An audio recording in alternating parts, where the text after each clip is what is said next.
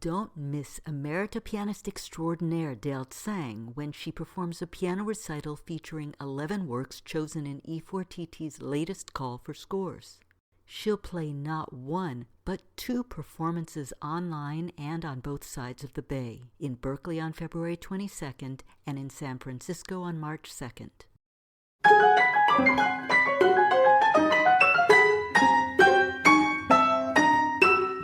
Welcome to For Good Measure, an interview series celebrating diverse composers and other creative artists, sponsored by a grant from the California Arts Council.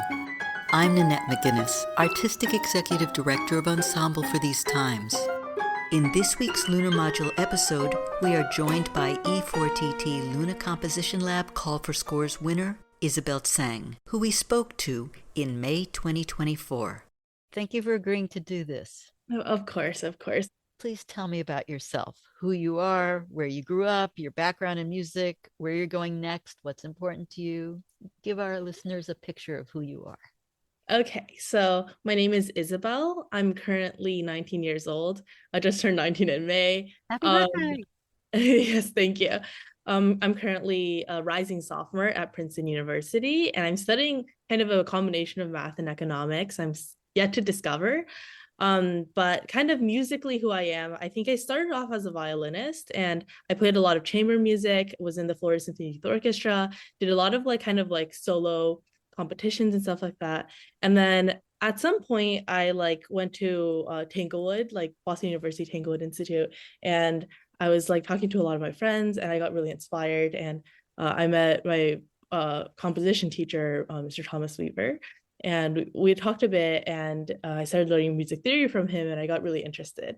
And after a while, I started learning composition from him, and I was like, wow, this is a whole new world. Because I think at some point I learned that my way in looking at music was very performance-based. So as a violinist, I would look at the music and go oh, this is what I play. This is what the composer meant, not what do I want to happen in this music necessarily. And I kind of looked at each composition that I was playing as kind of a set of general instructions to base my performance off of, but it was generally set.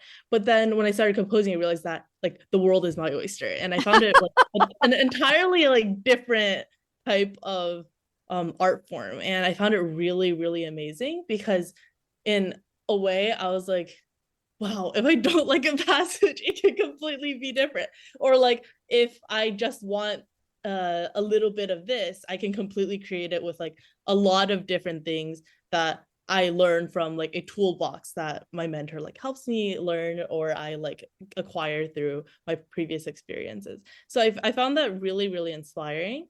And then in 12th grade, one of my friends was like, you should have played the Lunar Composition Lab, and I did that, and then I've never regretted it. It was an amazing experience. The entire year. I worked with Veronica Kraushaus, and then she was impeccable. She was really amazing, always had crazy ideas. And when I was working with her, I feel like I was always kind of struck by kind of how different each mentor gave me insights on. Because I feel like even though both of my comp teachers at the time had come from kind of a conservatory background, her approach to teaching was a lot more abstract, and it was actually really, really interesting. But then I was like, wow, this is very interesting. So I started talking to my other teachers about my composition, so my performance teachers, and I realized that kind of everybody has a completely even non-composers, especially non-composers, I think have a lot more colorful lens to music. And I started kind of viewing music as a lot more not just a sound-based thing, but a lot more of a story-based thing, because I feel it's everybody has their own way of expression, and talking to different people about their expressions, I got a lot more inspiration in that way. So I think now at the current moment, my music kind of stems a lot off of stories and kind of little quirks in life that I find really interesting. So for listeners out there, I do think that that's a highlight of my work in a way. Very interesting.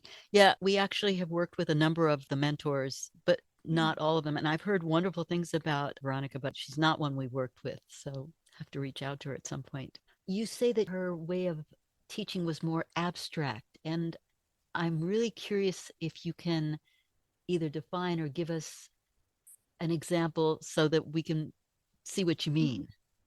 Yeah. Let me think.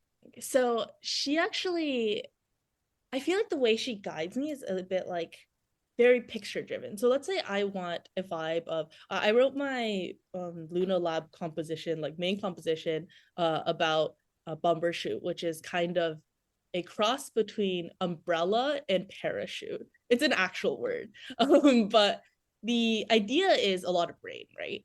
And then she was like explaining to me when rain starts, like it doesn't just go shh, because I think in a way I was like, as a Floridian, my concept of rain is like, I know, right? And the rain all, goes yeah, it's just all there.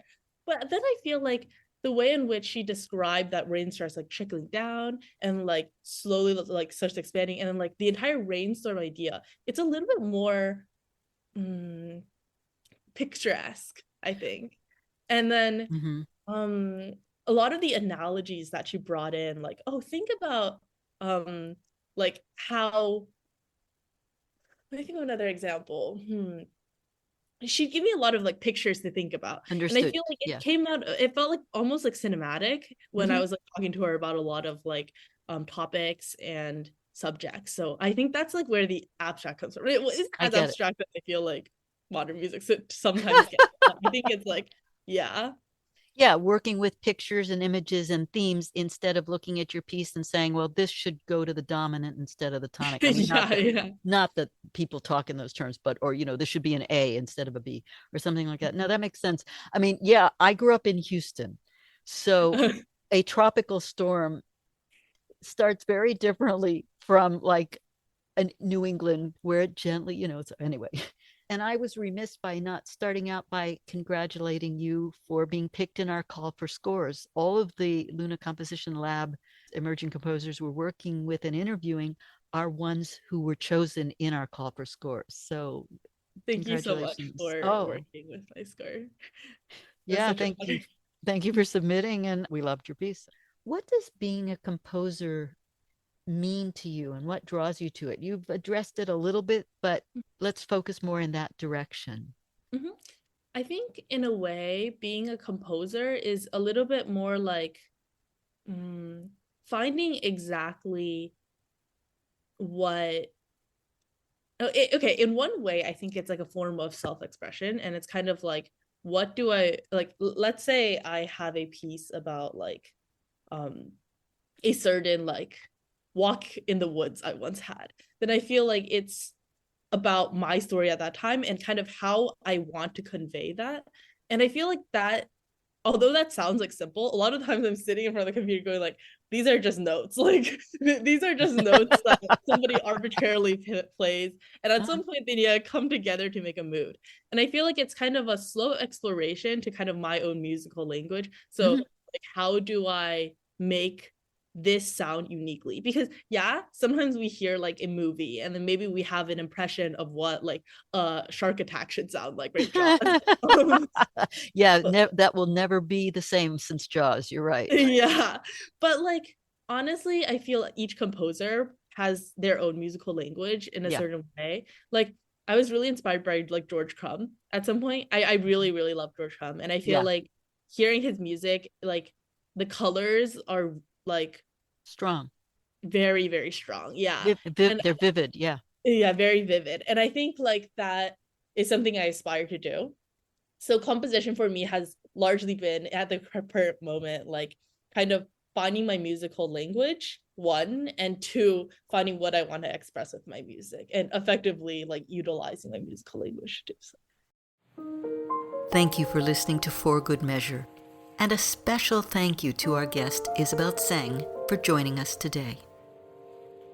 If you enjoyed this episode, Please subscribe to our podcast by clicking on the subscribe button and support us by sharing it with your friends, posting about it on social media, and leaving us a rating and a review. To learn more about E4TT, our concert season online and in the Bay Area, or to make a tax-deductible donation, please visit us at e4tt.org. This podcast is made possible in part by a grant from the California Arts Council and generous donors like you. For Good Measures produced by Nanette McGuinness and Ensemble for these times and designed by Brennan Stokes, with special thanks to co-producer and audio engineer Stephanie M. Neumann.